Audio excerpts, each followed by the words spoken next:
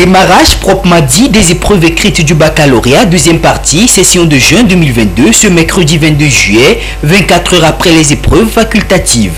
Ici au centre d'écrit du lycée d'Agué-Centre, ils sont au total 649 élèves à composer pour l'obtention de ce diplôme qui ouvre les portes à l'enseignement supérieur. Et pour cette journée, les candidats ont été soumis aux épreuves de français et d'histoire-géographie.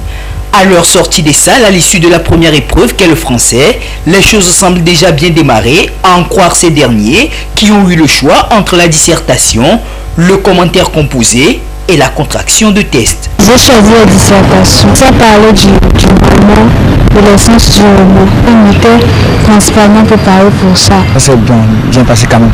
On s'attendait à un exercice là-bas. L'exercice arrivait quand même. On a pu détailler certaines choses un peu. On sait que dans l'ensemble, ça a marché. La dissertation au sujet clair pour moi. Chez moi, les cours étaient abordables. Sujet 3 dissertation, ça parlait du roman. Les profs, moi je l'ai vu, c'est abordable. J'ai pu travailler. On vient de faire le français. Bon, j'ai travaillé sur le commentaire composé. On peut dire pas mal, parce que le commentaire, mais pourtant, moi, ça m'a plu. Contraction, ça parlait de l'histoire. Ça s'est bien passé, j'ai aimé parce que ce n'était pas trop difficile. L'examen n'est qu'à ses débuts et aucun incident majeur n'a été enregistré selon les responsables du centre à ce deuxième jour. Les candidats pour leur part sont déjà pleins de confiance quant à leur réussite. Ils espèrent tout de même être soumis à des épreuves abordables pour la suite. J'espère que les autres épreuves soient aussi abordables que le français. On espère la même chose pour les autres épreuves aussi. Pour le reste, j'espère que ça soit comme le français. J'espère que la suite des épreuves soit facile, qu'on ne nous amène pas des épreuves trop difficiles. Pour rappel, ils sont 74 305 candidats enregistrés pour le compte de l'examen de cette année et répartis dans 88 centres d'écrit sur l'ensemble du territoire national.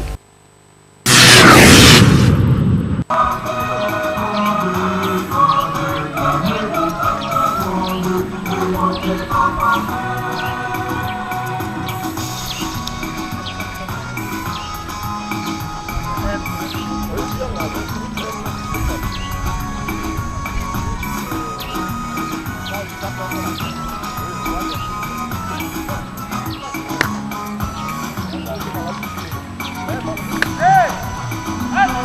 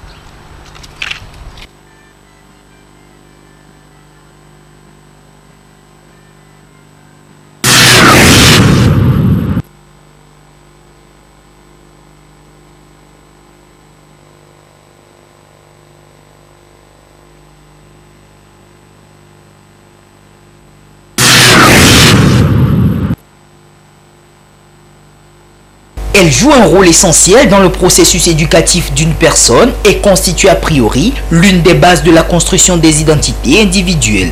Il s'agit de la langue maternelle, encore appelée langue locale.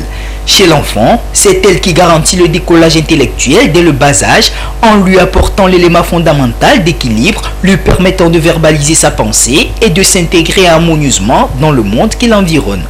Au Togo, l'on compterait une quarantaine de langues locales, dont l'Evé et le Kabyé, qui, elles, sont reconnues comme des langues nationales. Que ce soit ici au Togo comme ailleurs dans d'autres pays, les langues locales jouent un rôle important dans le développement des communautés. Les langues locales, c'est la marque de l'identité culturelle en réalité. Nous sommes en Afrique, et donc chaque peuple avec son patois. Et ces langues-là permettent de faire asseoir nos identités culturelles, nos traditions, nos mœurs, nos us et coutumes, etc. Qui parle de patois, qui parle de culture, qui parle de civilisation, parle de la langue. Alors, nous constatons que les langues meurent à petits coups et donc ce sont les traditions, la culture qui meurt comme ça. Alors, nous avons pris la chose au sérieux. Et nous voulons vraiment faire croire à tout le monde, à la population, à tout individu, que pour garder son identité culturelle, il faut vraiment maîtriser sa langue locale, sa langue maternelle. Et donc maîtriser la langue maternelle, c'est pérenniser la culture, c'est pérenniser sa culture, c'est pérenniser sa civilisation, ses coutumes et autres. Malheureusement, fort est de constater que ces langues locales de nos jours sont en train de perdre de la valeur face aux langues étrangères telles que le français, l'anglais et bien d'autres qui servent de langue nationale dans plusieurs de nos pays africains. Une situation déplorable face à laquelle certains promoteurs de langues locales ne restent pas indifférents. Et pour revaloriser ces langues, ils mettent en place certaines initiatives. Nous avions mis en place une structure de formation et nous essayons d'enseigner ces différentes langues-là aux apprenants, à ceux qui sont désireux et qui cherchent à garder toujours la culture. La formation n'est pas aussi ce que nous voyons à l'école. Nous avons retenu le samedi et la journée de samedi est consacrée pour ces langues-là. On commence à 15h. Et on finit à 20h ou 21h. Réintégrer l'apprentissage des langues locales au sein des programmes scolaires, c'est l'un des combats actuels de ces didacticiens et linguistes.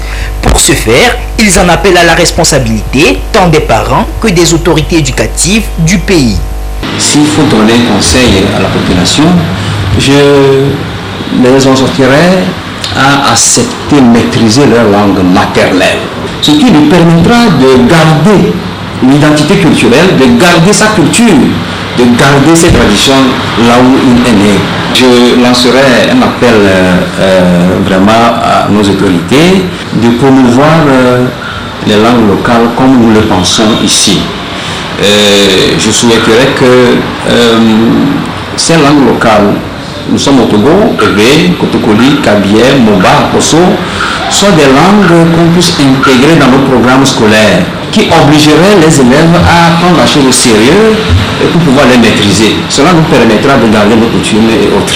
Il revient donc à tout un chacun de jouer sa partition afin de contribuer d'une manière ou d'une autre à une meilleure promotion de ces langues qui représentent nos identités d'origine.